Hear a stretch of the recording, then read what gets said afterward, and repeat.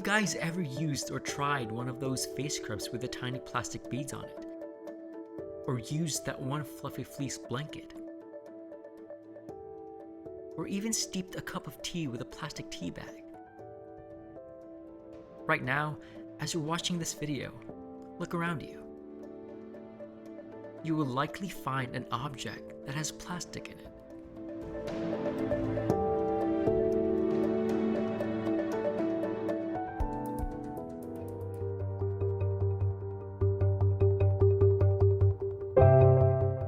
As today's youth, we want the future generation to see and appreciate the beauty of our planet the way we see it today. Yet now, more than ever, the presence of plastic waste and microplastics is ubiquitous.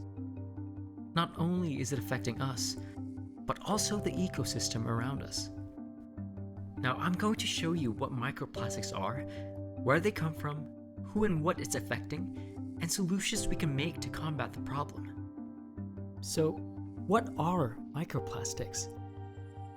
According to researchers from the National Geographic, microplastics are weathered down pieces of plastic measuring as small as 5 mm to 0.001 mm in size, some naked to the human eye.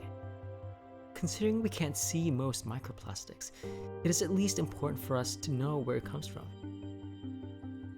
Environmental experts at Yale University state that microplastics come from all our plastic stuff. It comes from plastic bags, straws, paints, tires, and even the clothes you put on every day. It is found everywhere. As time goes on, the everyday plastics we use break down into smaller pieces. Environmental factors such as the radiation from the sun or ocean waves cause the breaking down of plastic into microplastic. Now, considering the ubiquity of microplastics on our planet, we all should realize not only is it taking a toll on humans, but also our surrounding ecosystem. There's a few problems as to why microplastics are very harmful to sea life and for the environment. According to National Geographic, microplastics could leach toxic chemicals into the body of any animal that consumes it. And when microplastics enter the food chain, can they most aptly affect the balance of the entire marine ecosystem. Considering they're so small, microplastics can easily be confused as little sea animals to oncoming predators. And if ingested, can they block gastrointestinal tracts and can influence sea animals to make them feel as they do not need to eat, leading to starvation. Due to the many sea life creatures ingesting these small-sized pollutants, when we humans ingest animals like fish or crabs, for example, are we eating microplastics as well? It doesn't affect us humans as much considering we can digest substances more efficiently than most sea animals can, but that does not neglect the fact that we are ingesting microplastics daily.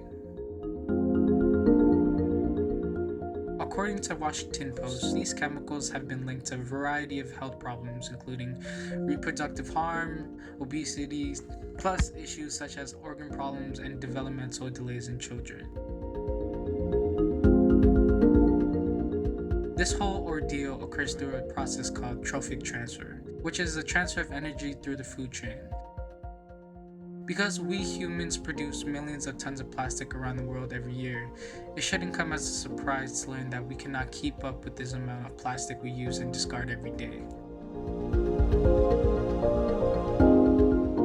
If we humans do not stop the amount of microplastics we're emitting into the ocean, we are not only hurting ourselves, but other living organisms as well.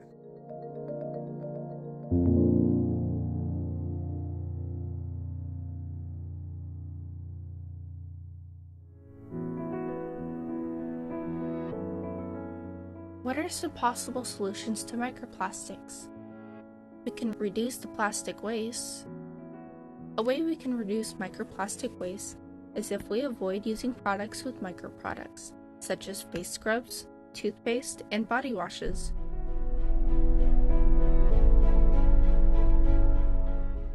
These products contain a lot of microplastics that go into the ocean, killing sea life. One idea submitted by PBS.org states that microplastics can be cleaned up by nano-sized reactors called nanocoils. This device can trigger microplastic breakdown.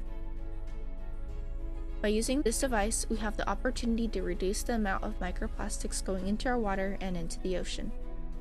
Another way of cleaning up microplastics was discovered by the college students at Canada University of Sherbrooke. The college students invented a vacuum that efficiently separates microplastics from the environment they contaminate. The vacuum works by sucking up sand on the beach and depositing it into vats of water. The sand shrinks to the bottom of the vat, while the microplastics float to the top, allowing for easy separation. We can also switch to more natural textiles. You may be thinking, how are my clothes affecting the environment? Your clothes give off microplastics, also known as microfibers. Fabrics such as polyester and nylon are made with small pieces of microplastics. Microplastics from your clothing are released into the air and discovered in our water systems and in the ocean. One way that we can reduce the number of microplastics in clothes is that we can reuse clothes and find better fabric options that are less harmful to the environment. Some eco-friendly material options would be organic linen, reused cotton, and or recycled wool.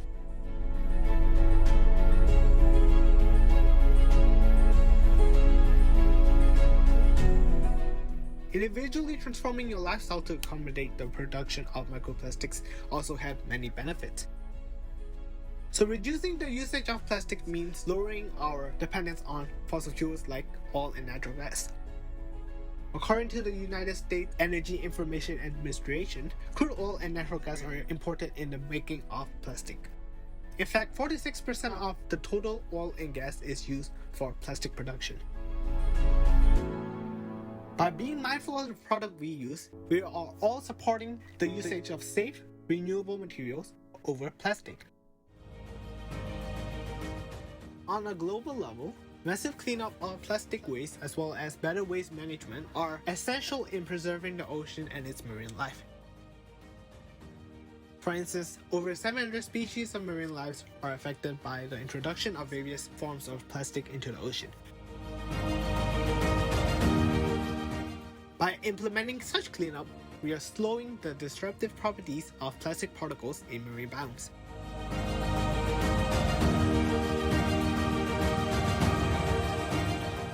Furthermore, it is believed that proper waste management systems can reduce the overall greenhouse gas emissions by 10 to 15%, which also provide a healthy marine ecosystem for various species.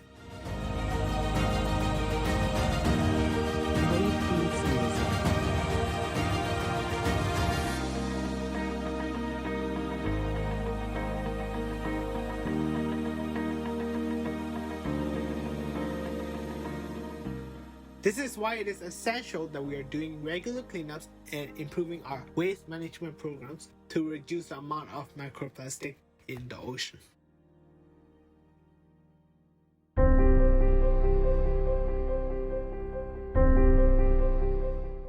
Wrapping this up, plastic waste and specifically microplastics have become very large contributors to climate change in such negative ways in the recent years. Both plastic waste and microplastics have played major parts in assisting with extreme weather changes that have caused many issues for the world in recent times.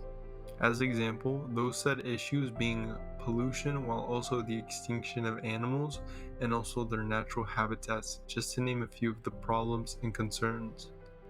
That being so, the presence of plastic waste and microplastics are of course pervasive on our planet. It is not only affecting us, but also the entirety of the ecosystems around us.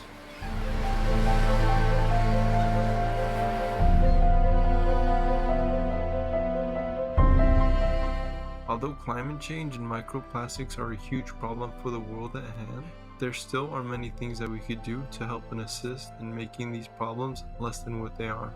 First, we need to make people aware of these complications in order to bring these issues to our forefront. There are many simple solutions to aid in these changes against climate change and microplastics. For example, reusing reusable items, and not just throwing them away because you can, or just because you feel like it.